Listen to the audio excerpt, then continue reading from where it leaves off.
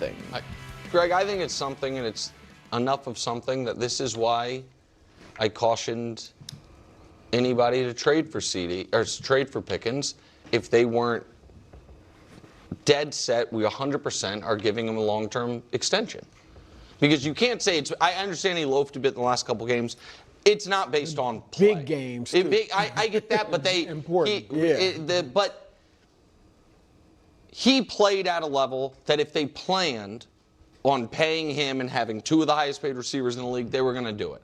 Now, maybe some will say that this is, Jerry Jones just wants to stay in the headlines, all that stuff. It doesn't quite work with this because the franchise tag's weird. If he doesn't have a contract signed by July 15th, they're not allowed to sign him. If July 15th, they don't sign him to long term. No, not allowed. I don't think they have any plans of signing him. So I agree with you on that. Right. So I agree with you, and I agree. I would be nervous to do it with this particular player. But this particular, almost no player. But I can tell you, I would bet a lot. This player, particularly with the agent that he has, who's a great agent, great at his job, man, they are not going to take the franchise tag laying down. They are going to make this as uncomfortable as possible, which means showing up the day before the season starts. It's on the board. That's not helpful. And I don't begrudge Pickens doing that. He wants a contract. They don't want to give him one. He is under no obligation to sign that deal. I don't think he'll miss games because then he would miss money. Mm-hmm. But this is just more heading into a Cowboys season that I feel like is inevitable, because we're going to know in short order whether or not they get a long-term deal done. And by July 15th, they're not allowed to get a long-term deal. And they said they weren't going to. Yes. Correct. Stephen Jones did right before the draft. So it is something. I'm with you. It's absolutely something. When you acquire a guy like George Pickens, to your point, for a third-round pick, you know if he plays up to what you hope his ability is, you know he is warranted and it's more valuable than just a third-round pick. So you understand the number that will pretty much come with that. Top 10 type level receiver. That's George Pickens when he is at his best, and he was at his best. I just don't think they ever planned to pay him. Because you have a guy like CeeDee Lamb, you understand, okay, he was in a situation not similar, but he was our offense. We paid this guy. We've seen how it works across the league with quarterbacks and offenses that just have two highly played offensive receivers. It hasn't worked out really well for anyone other than Philly, but neither one of those guys were top of the market. Exactly. AJ or Devon, neither one of those guys were top. So when you look at this situation, George Pickens having the agent, you mentioned David Mulligetta, Micah Parsons' agent. Things didn't work out. Micah had the handshake with Jerry, and then David was like, nope, we're not taking that deal. So there's some history there. I don't think that really plays into this. I think it's just a matter of George understanding that, look, I'm going to try my best to, at all, and he has no leverage, try to make it seem like I have something. I'm too valuable to this offense. I put up too much work in numbers as it pertains to my production. I'm going to be that moving forward. But he has zero leverage in this situation. Which is why I think it's nothing. It's something intriguing, something dramatic, but in the grand scheme of football, it's nothing. And to your point about his ability, he was better than CeeDee Lamb last year. And I think if you put the attitude and everything aside, which of course you can't, he might just be better than CeeDee Lamb. Last year, he was definitely better than CeeDee Lamb. It wasn't even close. I'll give you that. And I'm saying if you could get that George Pickens without the 2 games where he just disappeared, I don't think that exists. But you can't do that. He did it for 15 games. If he wanted to, that's my point. If he wanted to, he could do it. That's why he's not getting paid. Yeah, look, here's the thing. This is exactly why I've been saying, if you genuinely believed that George Pickens was your guy, you hand him the contract immediately. Because then you would have secured him at a dramatically lower price, and you would have put yourself in a situation similar to the Eagles. The contracts would have been spaced out, and you would have enjoyed much more favorable salary cap flexibility. But because they didn't take that approach, now they've backed themselves into this awkward position. And even if you want to argue that Pickens holds no bargaining power, let's be honest, we know who he is emotionally. We're aware of the kind of headaches and disruptions a player like George Pickens can bring to your squad in the current moment. Whether he's half-heartedly going through the motions, whether he's dragging his feet, whether he's not fully applying himself, whether one game he's completely invested and the next he's not, one play he's fully engaged and the next play he checks out. And you might say, well, he'd better perform, or he'd better be at his peak, because he wants to get paid, this and that. Guys, is that really how these players always behave? That's not how they operate. You would have thought that would have been the case last year. You would have assumed that would have held true last year, but it didn't. He was landing in trouble, he got benched for some other player, whatever the whole situation was.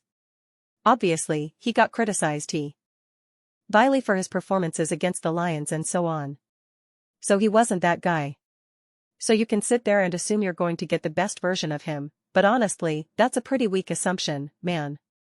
That's the kind of assumption made by people who haven't gathered much life experience, because the older you get, the more you understand that when you're dealing with unpredictable individuals, assuming anything is a fool's errand. And we've all watched enough football, man. We've been around long enough, seen enough different personalities, to know that you don't rule anything out. Don't rule anything out. So we can say, oh, he's got no leverage, and honestly, I'm not sure that even matters. In fact, a lot of the time, when people have zero leverage, that's precisely when they act the most irrational. I mean, just take Brandon Ayuk. San Francisco, Shanahan, a place that players love to go to. Mike Evans is at the end of his career, and he's saying, get me to San Francisco. And yet Brandon Ayuk, who got paid, he got a massive amount of money, still acted like, nah, I'm just not going to do what I need to do to actually collect that money. I mean, in the end, they ended up voiding tens of millions of dollars. That's insane. And now teams are reportedly reaching out to him, and they can't get in touch with him. Not only can the 49ers not reach him, but other teams can't either. No one can get a hold of him. So here's the thing, people do crazy stuff, man. People do crazy stuff all the time. And so this is frustrating, and this is a mess. And the problem with the Dallas Cowboys is that when you point this out, they act like it's nothing, but this is always a thing with the Cowboys, year after year after year. It's why their own players have called it a circus. It's difficult to win in that kind of environment and that kind of culture. It just is. It absolutely, positively is. We can downplay these types of issues all we want. We can minimize them all we want. That doesn't make it accurate. We have far too much evidence that proves the opposite. So something like this just makes you say, oh my gosh. What are we doing? And that's the whole point. You've got someone like Bruce saying, he's better than CeeDee Lamb. He actually has better production. And then you think, okay, so then why wouldn't you want to figure out how to lock him up for the long haul? And again, don't give me that line about, oh, it really hasn't worked out for other teams. That's nonsense. Again, the Eagles proved that you can make it work when you use void years and other mechanisms. I've already unpacked that a million times. And Ja'Marr Chase and T. Higgins are not the reason the Cincinnati Bengals have struggled. Stop saying that. That narrative is so tired. That's not why they've underperformed, or why their defense and offensive line have been weak. They had those problems long before they ever had to pay everyone. They were poor at drafting, they were poor in free agency, they were poor at player development, they had questionable coaching, there was a whole ocean of issues. It wasn't just, well, they paid Ja'Marr Chase and T. Higgins, and now they can't afford anything else. That's not reality. That's not how it played out. Also, Joe Burrow is in and out of the lineup because he can't stay healthy either. So we can put that argument to rest. We can stop that nonsense. We can absolutely, positively stop that nonsense.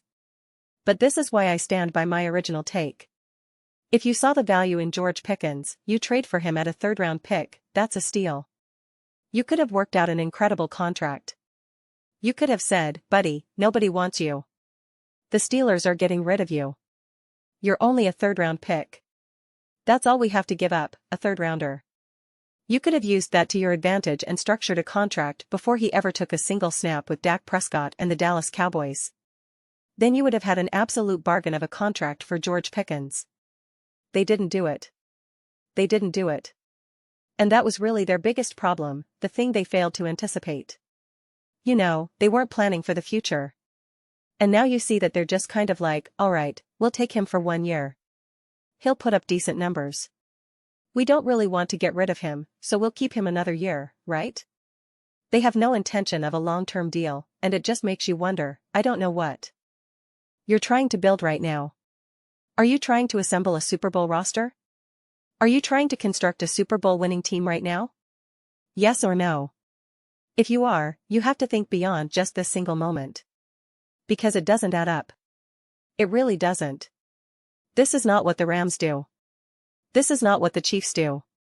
This is not what the Eagles do. This is not what teams that have won Super Bowls do. So why do you think it's going to work for the Dallas Cowboys? It doesn't make sense. The only time a move like this works is if it's the middle of the season, and you trade for a Pickens for a third-round pick right before the trade deadline or something, and then you get to use him. You win a Super Bowl, and then you don't have to worry about any of the other nonsense afterward because you're like, hey, we won a Super Bowl. This is great. Alright. See you later. If you want, you know. But otherwise, you're just left saying, alright, we kind of did what we needed to do, but you didn't, because you were disorganized last season, so your defense was a disaster. Your offense was fantastic, but then you did nothing. And it's like, yikes. So, yeah. I mean, here's what I also love, and I'll end on this because it's so frustrating. They'll say, well, don't pay Micah, because if you pay Micah, you can't afford anyone else on defense, and you can't afford anything else. So we move on from Micah, and because of that, we get to draft these cheap players, and we can afford this person, that person, and the other person. But then you turn around and say, well, we can't afford George Pickens. And if you pay George Pickens, then suddenly you can't afford this, that, and the third. So it's like, where do you actually want to spend your money? How are you trying to construct these rosters, then? It just doesn't always make sense. It just doesn't add up. And that's the problem with how complicated the salary cap is, and contracts in general. You can kind of say whatever you want, and it's hard to really know, is this true? Is this false? You're just like, they can't afford it. And someone else says, yeah, but they've got all the salary cap space. Then you say, yeah, but because of bonuses, and guarantees, and the salary cap increase, and the draft, and they're going to have to pay the guy they drafted in a couple of years, so yeah, you just can't do it. Or it's, we only have so much cap space. Our hands are tied.